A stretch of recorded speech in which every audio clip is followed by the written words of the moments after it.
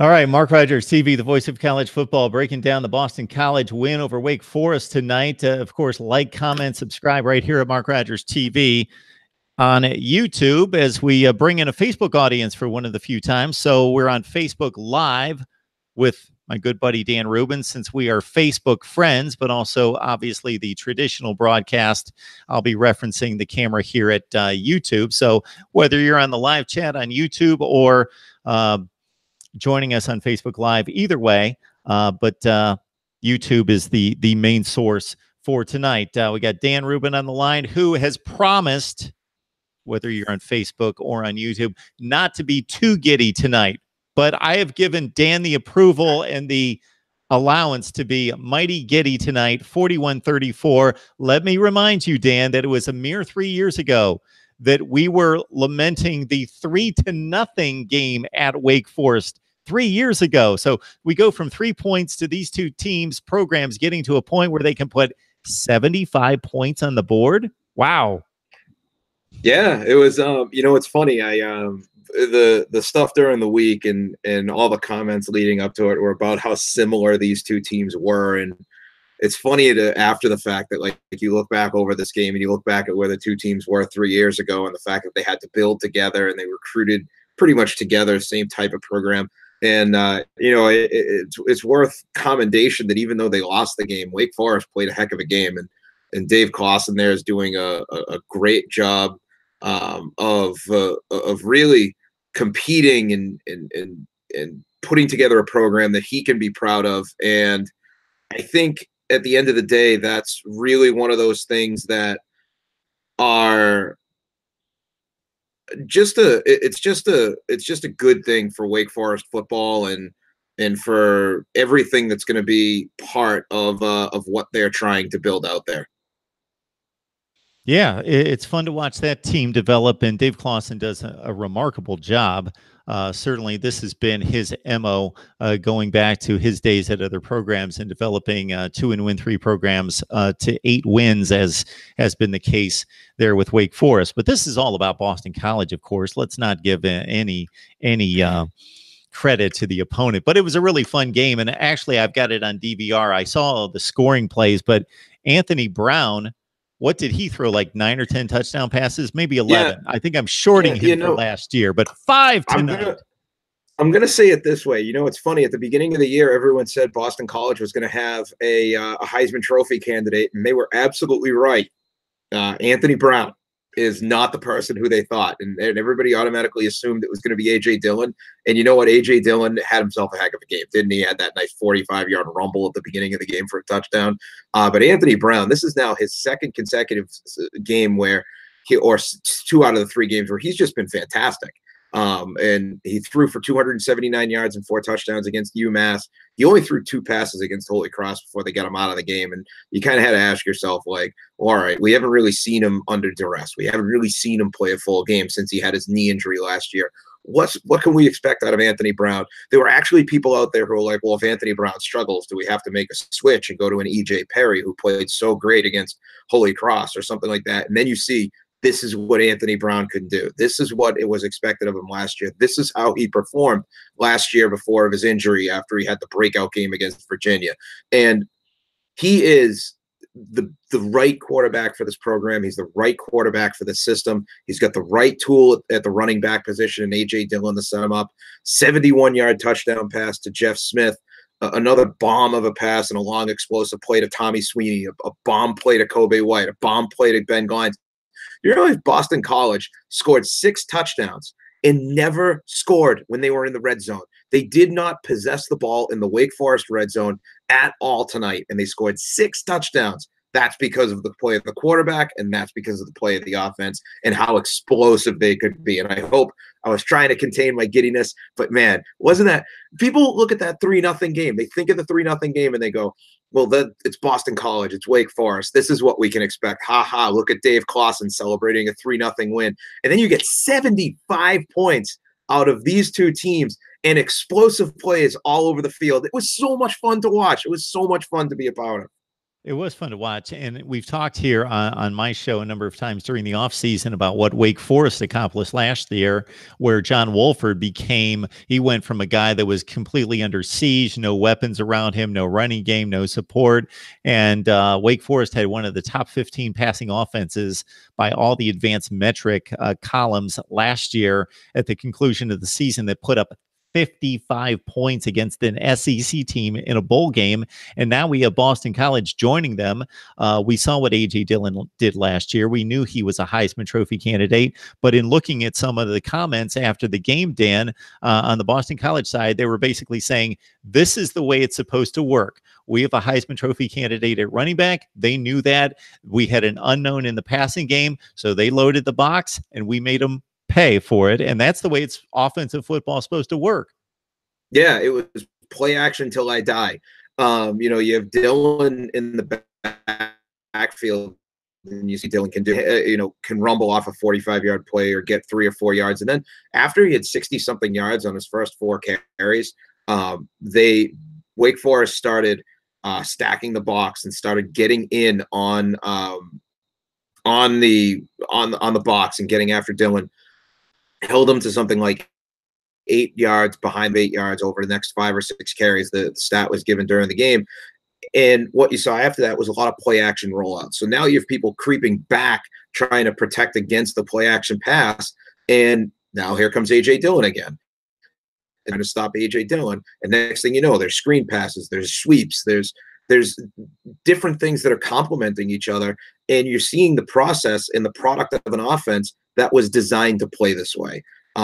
It's not flashy. It really isn't. It is going to ram the ball down your throat with a running game, set up the play action pass, use the quarterback to hit for explosive plays that way, and that's going to open up more running plays behind an offensive line that really had its way for much of the game and played fantastic. And when we talk about tempo at Boston College, we use tempo as a rhythm-making device. So people look at tempo and they hear things like the air assault of the Big 12. Tempo to Boston College means, yes, we're going to go no huddle and we're going to be able to run 100 plays, but it also means get into a rhythm of using the run in the tempo. And those plays are going to be for 4 or 5 yards, and they're going to wear down a defense. And after you've attempted to tackle a 240-pound running back with breakaway speed 30 different times during the course of the year, now we're going to attack you through the air, and we're going to hit those explosive plays and those big junk plays. So, yes, there is an element of up-tempo, fast pace, but at the same time, it's also an offense that's based in the old axioms of football: smash mouth, hard nosed, offensive line, play action, and it has simply worked. And it is beautiful, as Steve Addazio would say. It came together and it was beautiful. But this has been really fun to watch over the 3 weeks, and I think today was as satisfying a win to watch from a Boston College perspective as any of them throughout the Addazio era. For that reason. Mark Rogers TV, the voice of college football, breaking down Boston College's big win to move to 3-0 tonight. First win in the ACC against Wake Forest on the road, beating not only the Demon Deacons, but Hurricane Florence, and hopefully getting out of town before the rains hit. Even though it's fairly inland, they were going to pay the price of the water flow as well, and hope everyone is taking cover and playing it safe down there in that area. Again, BC wins at 41-34. We get Dan Rubin on the line from Eagles Unlimited. Dan and I have talked a number of times through the years, BC football and the ACC by extension, and it's always a good time. The other thing I noticed from looking at the big plays again, and I want to take in this game start to finish, especially the second half, but looking at the scoring plays, is all the guys that we talked about, Dan, during the offseason in terms of the star players on offense made the scoring plays. You got A.J. Dillon, who, by the way, even though he was kind of the sidebar, still rushed for a mere 185 yards tonight. And then you got Kobe White with a touchdown reception. You got Jeff Smith with 2 big TD receptions. And you got Tommy Sweeney, your tight end. He catches the touchdown. All the guys that you expected to star this season came to play tonight. Boy, that feels good, doesn't it? For me, that makes me feel pretty good. I feel like I might have known something about football. Now next week, the guy who I said is going to have like a big week or big game is absolutely going to just not show up, and someone else is going to show up in his place. My yin's going to have a yank. Yeah, well, I'll bask in it for now, though. But yeah, It has been a long ride. It has been at times difficult for people to see develop, and there are times when it's difficult to see how it might develop or feel how it might develop. And there are times when it has been great, and there have been times when it's been tough. And I think all of the players that have come in that played as freshmen and struggled and or have had to have built to this moment where now they're a cohesive unit, and there are playmakers and they can play together. And I think offensively, this is the tip of the iceberg. There's still going to be some trials along the way. It's only 3 games into a 12-game season. We're only at the quarter pole. So I think there's going to be a lot more to go. There's a lot of football left, but scratching the surface of it today, those are the guys who, when you go back over the scrimmage and you go back 2 years ago and people say, well, how did we miss it? You didn't. It was just right there. And, it's easy to say, well, we ran run on the first 2 plays right into the line. Well, this is how it develops, and this is how these guys learn how to play together. Dan, we do have to talk about the defense. Now you're going to explain to me 34 points on the board. So if the passer, I can't remember the kid's name. So Kendall Hinton still suspended. Yes. So Sam I Hartman. know that the 2 guys that were battling for the job, at least for the first 3 games before Kendall Hinton, who's on suspension, plays game 4 against Notre Dame. Those 2 kids had no experience coming into the season, and the kids played pretty well coming into this game. And he had a little bit of this and a little bit of that. 2 picks, 2 TD passes, threw about 50%, and chucked it downfield for about 214 yards. So if the guys are making plays on the other side, hey, you can live with that. But if you're just blowing coverages, blowing tackles, then that's difficult to lead to 34 points. So what would be your assessment of the defense? I think Wake Forest has a very good offense. I think Sam Hartman might not lose that job. He shouldn't lose that job. I know Matt Hinton's coming back, and I can't speak to too much of what I know about Wake, having only seen them this week and in a little bit, over the first 2 games, but this week, especially looking at them, Hartman's fantastic. He threw 214 yards, 2 touchdowns. Granted, it's very easy to do that when you're throwing to Greg Dortch, who has another 100-yard receiving game, 93 yards today. I guess you could put me out there and I could probably throw for 150 yards when I'm throwing at Greg Dortch. They have playmakers. Cade Carney was an X factor of mine. He finished with 116 yards. Matt Colburn, 117 yards and a touchdown running. I'm really excited to see, what Wake Forest can do the rest of the year, but I really like Sam Hartman. Now, that said, you had to make plays in bend, don't break kind of thing. So you give up, a bunch of points and a bunch of yards. 2 of those scores came off of blown special teams plays. I believe there was a block punt for a touchdown and a muffed punt that led directly to a touchdown. So clean those up. You're taking 14 points off the board. We're looking at a much different score at that rate. Also, you need to make explosive plays on defense, which when we're talking about explosives, we're talking about sacks. Wyatt Ray had 4 of them and broke the single game record for sacks in a single game. Connor Strahan had 15 tackles, 13 of them solo. I mean, you're looking at guys who need to step up and make plays when they need to, which I think is the key. You're allowed to give up 34 points if your offense scores 41. I do think there are things they need to work on. I think it's a combination, though, of a very good Wake Forest offense and a very timely play on defense when you're getting interceptions, or Will Harris's interception early and Hamp Cheever's pickoff that was in deep in BC territory, or in BC territory, I should say, and Hamp Cheevers comes up with the interception. So you can give up yards and you can give up chunk yards as long as you don't pay for them. And I think you obviously don't want to. I don't think that any defense wants to go out and give up, 400 yards of offense. But if you're gonna, at least you only gave up 34 points and you didn't give up 42.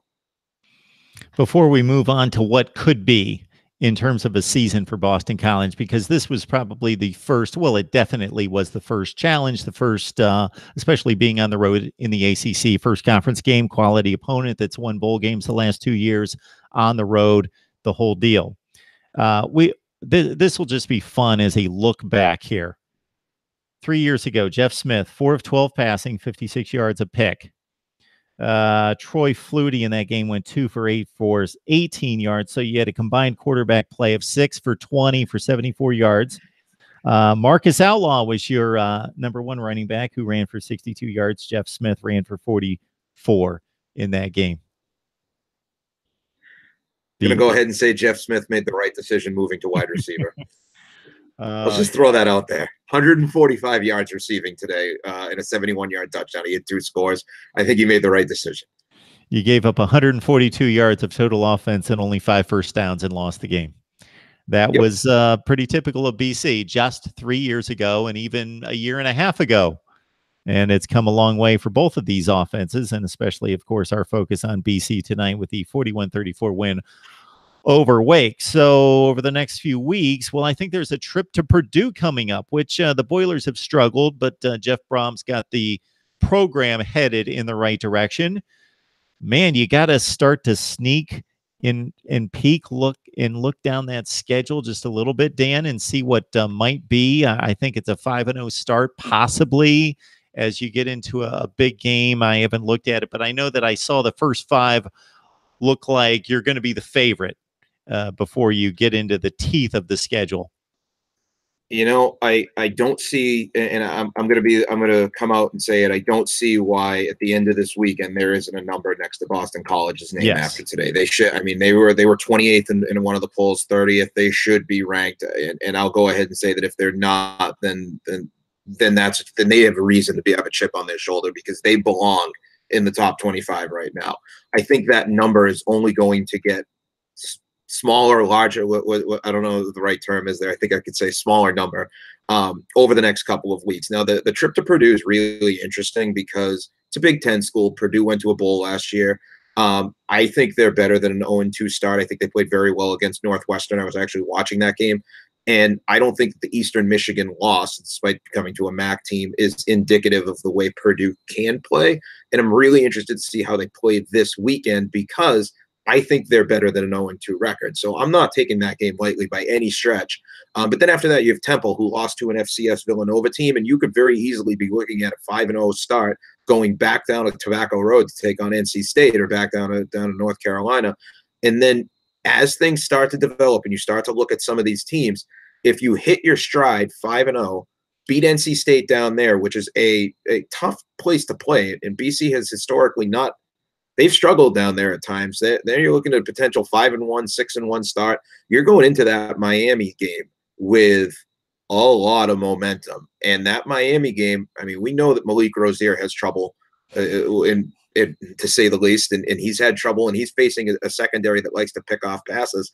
I mean, you're looking at a team, and it's not inconceivable to see BC do what NC State did last year and maybe start to make the move to the top of the division. Now, the difference, I think, between BC and NC State, when we're talking about an iceberg approach or where the limit is that NC State had a senior quarterback. BC does not. BC has a bunch of sophomores.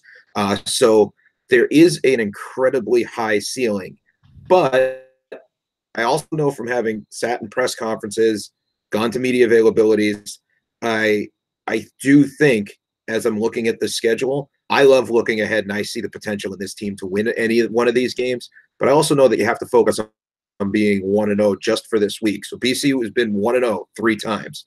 They're going to go play Purdue next week. They have to focus on being 1-0 for a 4th time. And you look at some of these games, and if you slip up even that much, there are going to be teams that are going to be able to beat you. And your 3-0 start with a number next to it that I think they do deserve can vanish, just like that. And I think that's something they have to keep in the front of their minds as well. And those are the type schedules that are intriguing to me. And this was from the get-go, not just difficult, but when you look at a majority of teams across the country, whether it's the upper echelon or the lower echelon, you can look at the schedule and say, we're about 90% sure that they're either going to win these games or lose these games. And there's about 3 toss-ups. With Boston College, there's a lot of toss-ups. So it's going to be intriguing to see how they navigate this ACC schedule, in particular, starting with the trip, again, outside of the conference, but against a quality Purdue team that lost some pieces that led them to 7 wins and a bowl win last year. But still, Jeff Brom, a very capable coach that's not going to take a loss to Eastern Michigan at home very well. So expect to have his team prepared for BC coming up. All right, Dan Rubin, Eagles Unlimited. Anything else we need to cover, Dan, while you're in this giddy mood?